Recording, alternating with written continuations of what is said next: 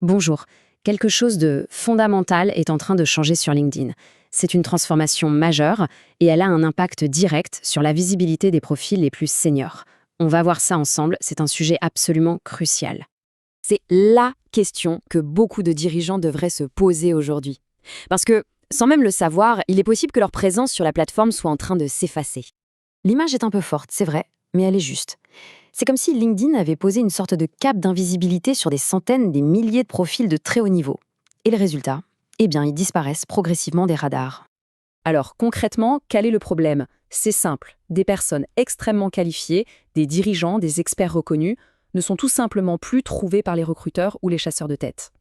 Et c'est là tout le paradoxe. Les outils qui sont justement conçus pour identifier les meilleurs talents, je pense au fameux Hiring Assistant de LinkedIn, eh bien, ce sont maintenant, eux, la cause de cette invisibilité. On peut être la personne parfaite pour un poste, le profil n'apparaît plus. C'est fou, non? Mais alors, pourquoi? Pourquoi ce changement radical? Tout simplement parce que les règles du jeu ont complètement changé. La façon dont LinkedIn fonctionnait il y a encore peu de temps n'a plus rien à voir avec son fonctionnement aujourd'hui. Il faut bien saisir la rupture. C'est une rupture fondamentale.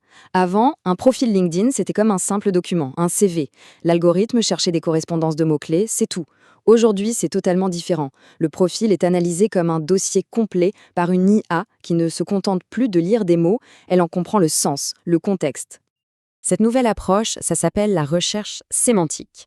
Pour faire simple, l'IA de LinkedIn se comporte maintenant comme un véritable analyste du renseignement. Elle ne cherche plus bêtement le mot-clé directeur financier.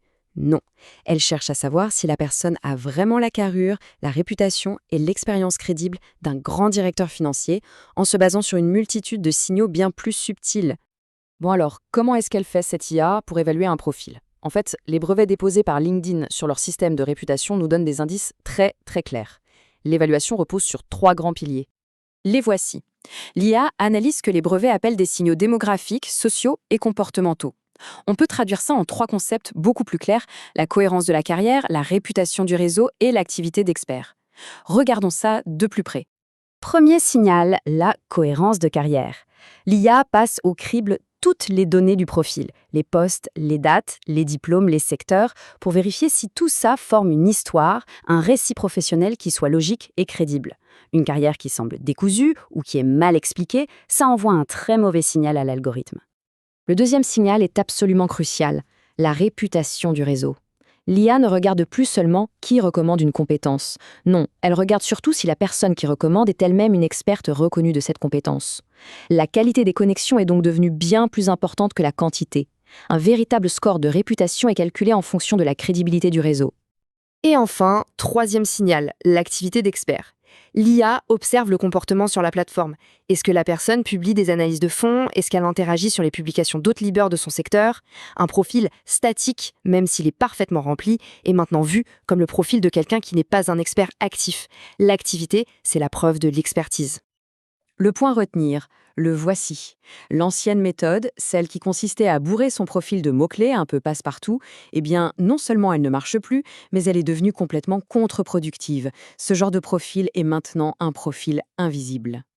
Bon, alors maintenant, parlons solution.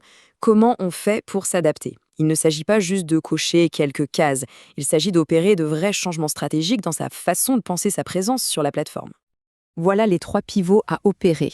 Premièrement, il faut transformer son profil. Passer d'une simple liste de mots-clés à un véritable récit de carrière, une histoire cohérente qui a de l'impact. Deuxièmement, arrêter de collectionner les contacts pour se concentrer sur la construction d'un réseau de qualité, pertinent et crédible. Et troisièmement, le profil ne doit plus être un CV en ligne, il doit devenir une plateforme vivante où l'expertise est démontrée chaque jour, activement. Il y a un point vraiment essentiel à comprendre. Avoir connaissance de ces mécanismes, c'est la première étape indispensable, c'est ce qui permet de devenir lucide. Mais attention, ça ne remplace en aucun cas une stratégie sur mesure. Chaque parcours est différent et optimiser le profil d'un dirigeant, ça demande une approche totalement personnalisée pour répondre à des enjeux bien spécifiques. La question finale, c'est donc celle-ci. À la lumière de tout ce qu'on vient de voir, est-ce qu'un profil raconte la bonne histoire à cette nouvelle intelligence artificielle? La réponse à cette question pourrait bien déterminer une grande partie de la visibilité professionnelle pour les années à venir.